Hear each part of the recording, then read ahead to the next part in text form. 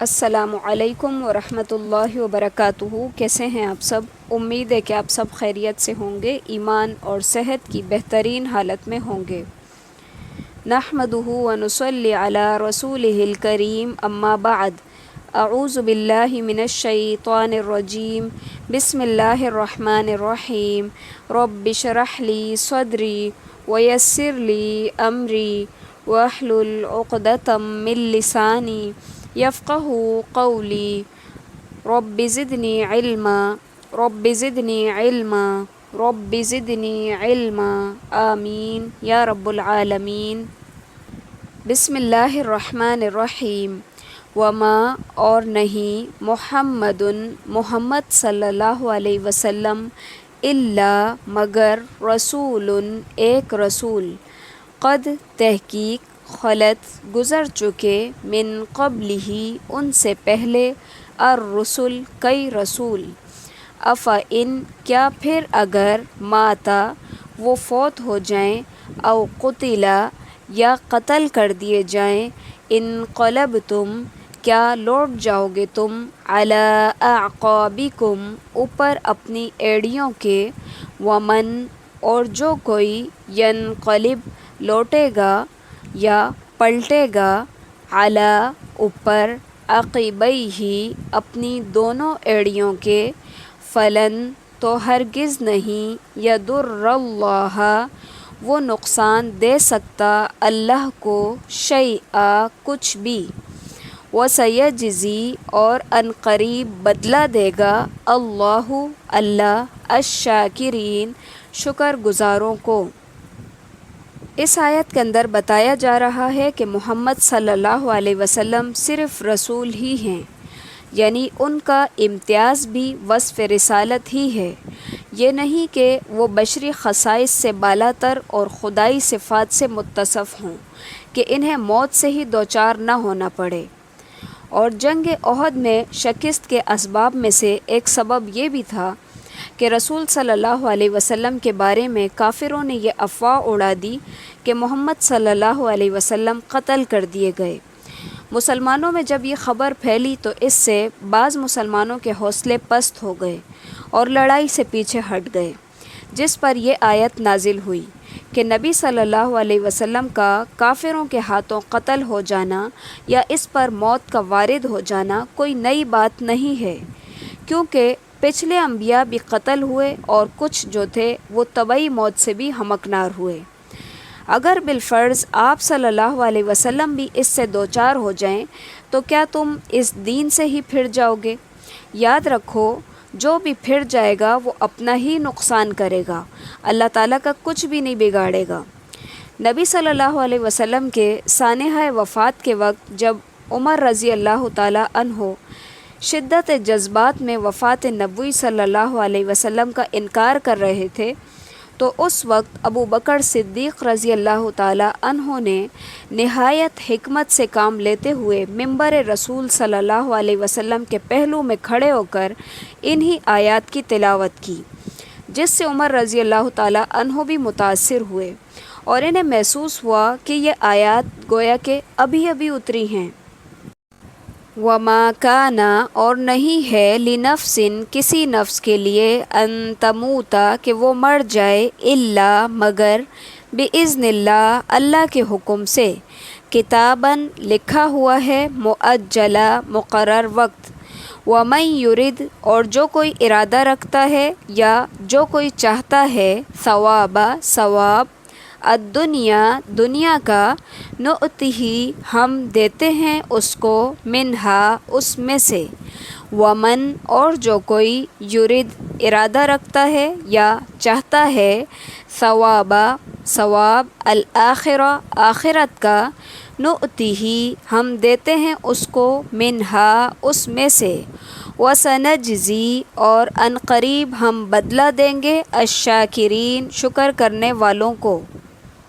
اس آیت کے اندر کمزوری اور بزدلی کا مظاہرہ کرنے والوں کے حوصلوں میں اضافہ کرنے کے لیے ان کو کہا جا رہا ہے کہ موت تو اپنے وقت پر آ کر رہے گی، پھر بھاگنے یا بزدلی دکھانے کا کیا فائدہ؟ اسی طرح محض دنیا طلب کرنے سے تو دنیا مل جاتی ہے، لیکن آخرت میں ان کا کوئی حصہ نہیں ہوتا۔ لیکن جو شخص آخرت کا طلبگار ہوتا ہے اس کو اللہ تعالیٰ دنیا میں بھی خوب نوازتے ہیں۔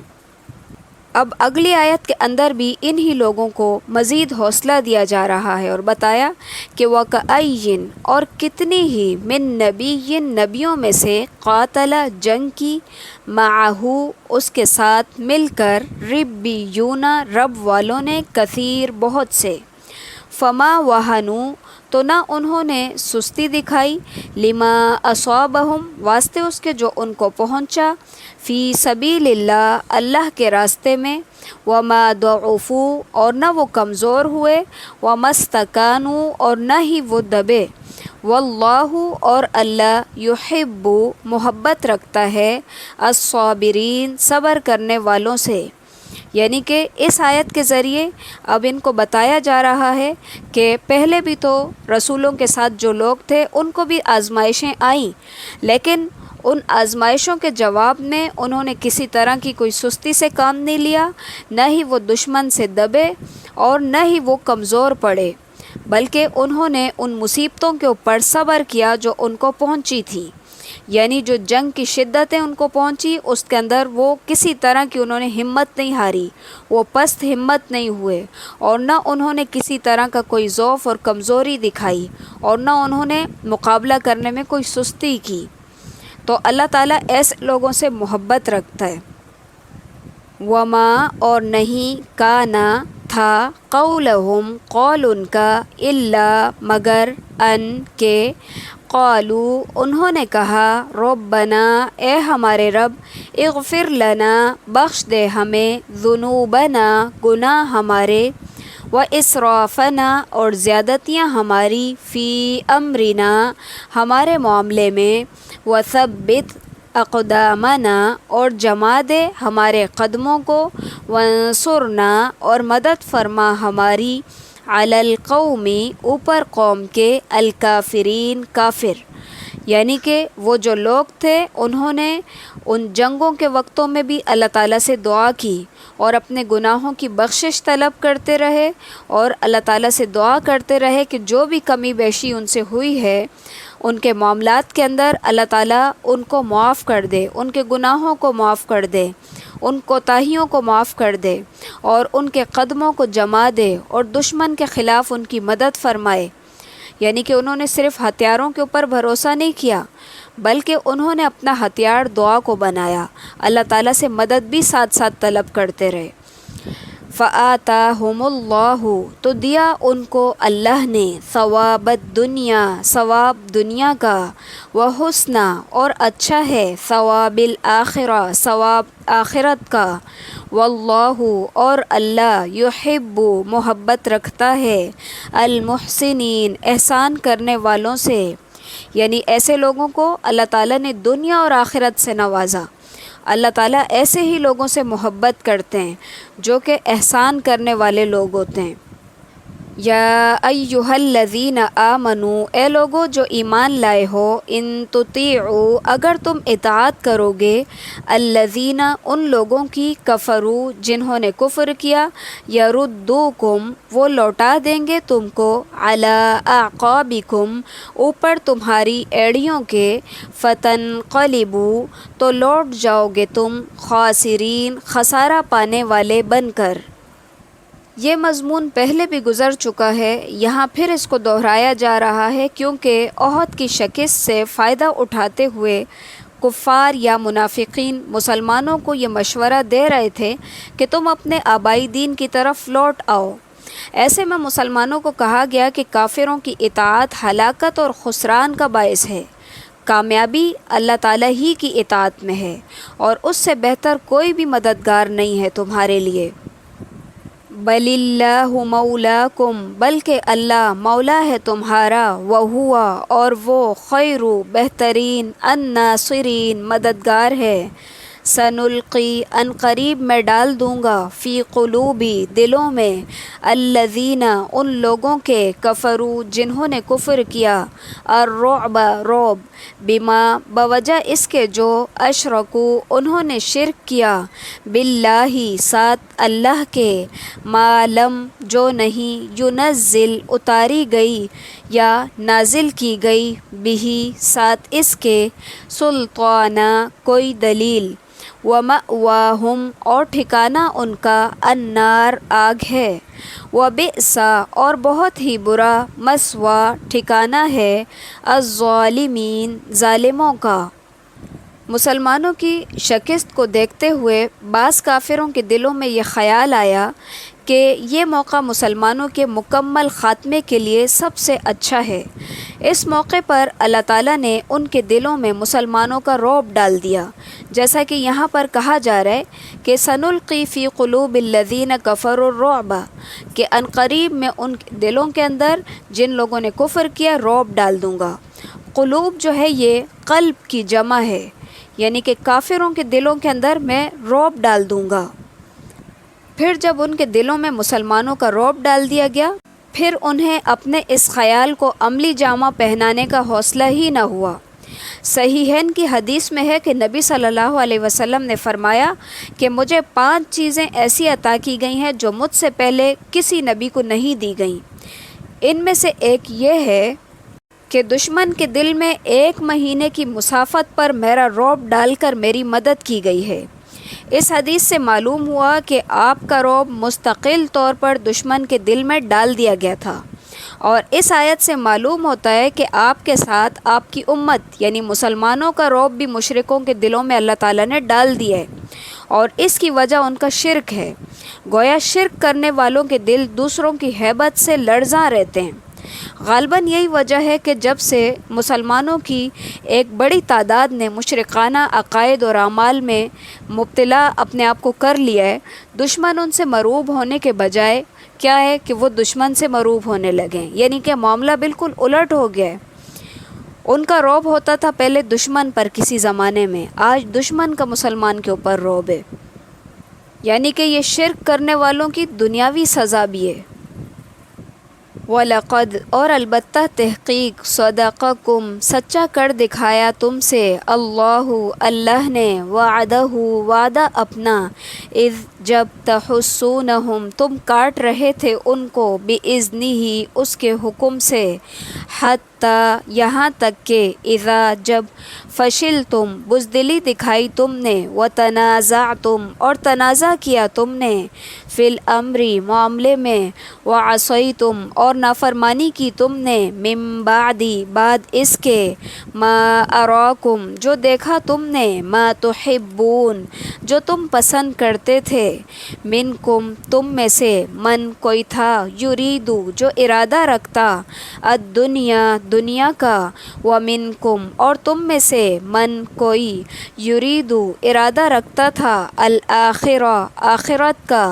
ثم پھر صرفکم پھیر دیا تم کو عنہم اس سے لیبتلیکم تاکہ آزمائے تم کو وَلَقَدْ اور البتہ تحقیق عفا عنکم اس نے معاف کیا تم کو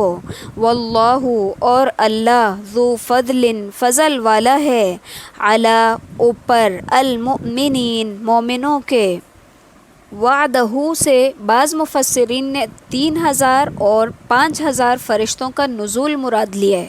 لیکن یہ رائے سرے سے صحیح نہیں ہے، بلکہ صحیح یہ ہے کہ فرشتوں کا یہ نزول صرف جنگ بدر کے ساتھ مخصوص تھا۔ باقی رہا وہ وعدہ جو اس آیت میں مذکور ہے، تو اس سے مراد فتح اور نصرت کا وہ عام وعدہ ہے جو اہل اسلام کے لیے اور اس کے رسولوں کی طرف سے بہت پہلے سے کیا جا چکا تھا، حتیٰ کہ بعض آیتیں مکہ میں نازل ہو چکی تھیں، اور اس کے مطابق ابتدائے اسلام میں مسلمان غالب اور فاتح رہے، جس کی طرف استحسونہم بِإِذْنِهِ سے اشارہ کیا گیا ہے۔ اور یہاں پر وَتَنَازَعْتُمْ اور وَعَصَيْتُمْ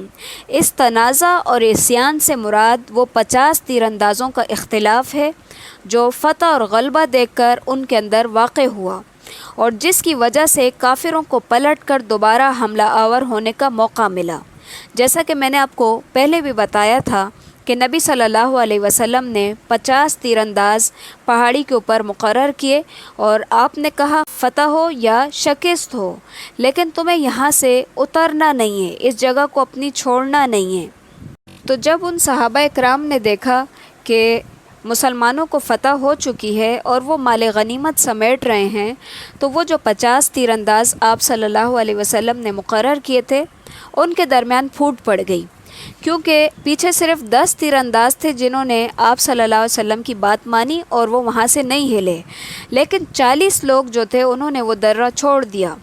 اور اس وقت تک خالد بن ولید رضی اللہ تعالیٰ عنہ مسلمان نہیں ہوئے تھے، جو کہ بہت زبردست قسم کے جنگجو تھے۔ جب انہوں نے دیکھا کہ مسلمانوں کا یہ درہ خالی ہو چکا ہے تو انہوں نے وہاں سے پلٹ کر حملہ کیا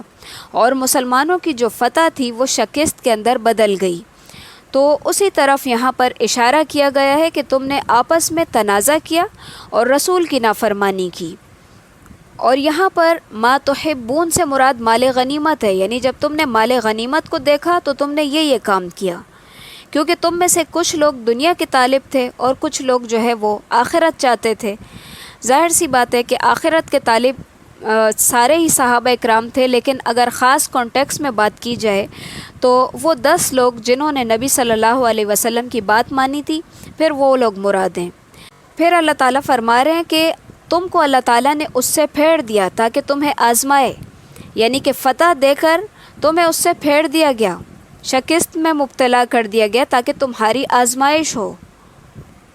پھر یہاں پہ اللہ تعالیٰ نے یہ بھی فرمایا کہ وَلَقَدْ عَفَا عَنْكُمْ، کہ اللہ تعالیٰ نے تمہیں معاف کیا۔ اس میں صحابہ اکرام کے اس شرف اور فضل کا اظہار ہے جو ان کی کوتاہیوں کے باوجود اللہ تعالیٰ نے ان پر فرمایا، یعنی ان کی غلطیوں کی وضاحت کر کے کہ آئندہ اس کا اعادہ نہ کریں۔ اللہ تعالیٰ نے ان کے لیے معافی کا عام اعلان کیا تاکہ کوئی بدباطن ان پر زبان تان دراز نہ کرے۔ جب اللہ تعالیٰ نے ہی قرآن کریم میں ان کے لیے عفو عام کا اعلان فرما دیا تو اب کسی کے لیے تان و تشنی کی گنجائش ہی نہیں رہتی۔ اسی طرح صحیح بخاری کے اندر ایک واقعہ مذکور ہے کہ ایک حج کے موقع پر ایک شخص نے عثمان رضی اللہ تعالیٰ عنہ پر بعض اعتراضات کیے کہ وہ جنگ بدر میں اور بیت رضوان میں شریک نہیں ہوئے، نیز یوم احد میں بھی فرار ہو گئے۔ ابن عمر رضی اللہ تعالیٰ عنہ نے فرمایا کہ جنگ بدر میں تو ان کی اہلیہ جو کہ رسول صلی اللہ علیہ وسلم کی بیٹی تھیں بیمار تھیں اور رسول صلی اللہ علیہ وسلم کے کہنے پر ہی مدینہ میں رہے۔ بیت رضوان کے موقع پر آپ صلی اللہ علیہ وسلم کے سفیر بن کر مکہ گئے ہوئے تھے اور یہ بیت آپ کی وجہ سے لی گئی، اور یوم احد کے فرار کو اللہ تعالیٰ نے معاف فرما دیا ہے، صحیح بخاری۔ تو اس سے پتہ چلتا ہے کہ صحابہ جو تھے ان کو اللہ تعالیٰ نے معاف کر دیا تھا، تو کسی انسان کو کوئی حق نہیں پہنچتا کہ وہ صحابہ اکرام کو لے کر کے ان کے اوپر کسی طرح کی تان و تشنیع کرے اور ان کے بارے میں کچھ غلط زبان استعمال کرے، کیونکہ صحابہ اکرام جو تھے وہ نبی صلی اللہ علیہ وسلم کو بہت زیادہ محبوب تھے، اور اللہ تعالیٰ نے بھی ان سے راضی ہونے کا جو قرآن کے اندر ذکر کیا ہے، کسی عام انسان کو تو اس طرح نہیں کیا جا سکتا نا۔ اللہ تعالیٰ نے فرمایا کہ رضی اللہ عنہم ورضوا عنہ، اللہ ان سے راضی ہو گیا، وہ اللہ سے راضی ہو گئے۔ اس کے بعد اور کیا چیز رہ جاتی ہے کہ انسان ان کے اوپر کوئی تان و تشنیع کرے یا کسی بد باطن کی باتوں کے اندر آ جائے اور صحابہ اکرام کو لے کر کے بڑے بڑے لمبے لمبے بحث مباحثے کیے جائیں، یہ بات سرے سے غلط ہے۔ تو اسی کے ساتھ ہمارے آج کے لیسن کا اختتام ہے۔ سبحانک اللہم و بحمدک، نشہد ان لا الہ الا انت، نستغفرک و نتوب الیک۔ السلام علیکم ورحمۃ اللہ وبرکاتہ۔